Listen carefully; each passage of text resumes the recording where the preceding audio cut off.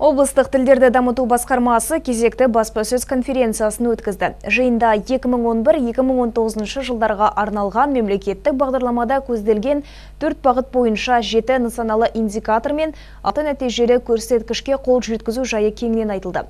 Мемлекеттік бағдарламада көзделген негізгі бағыттардың бірі мемлекеттік тілді меңгеру. Осыған орай өңірде 802 адам қазақ тілін тегін оқу курсынан өткен, оның 500-ден астамы өзге ұлт өкілдері. Ал үшінші бағыт қазақстандықтардың тіл мәдениетінің деңгейін арттыру болатын. Биылғы жылы мемлекеттік тілдің қолданылу дәрежесі облыс бойынша 95,2%-ды құрапты.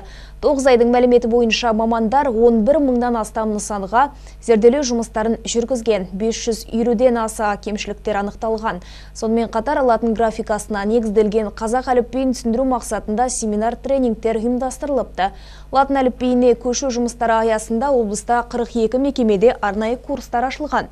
Онда 800-ден аса адам қамтылған. Сондай-ақ осы бағытта жаппай диктант жазу акцияларда ұйымдастырылып келеді.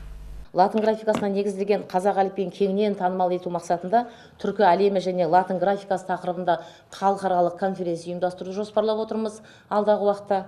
Бұл конференцияға осы қазақ тілі әліпбиін латын графикасы көшіру жөніндегі ұлттық комиссияның мүшелері, Ахмет Байтұрсынов атындағы тіл білімі институтының қызметкерлері, сонымен бірге латын негізді әліпбиді пайдаланатын түркі тілдес мемлекеттерін, яғни атап айтқанда мына Әзербайжан және Түркия елінен арнайы мамандар, лингвист ғалымдар шақырылатын болады.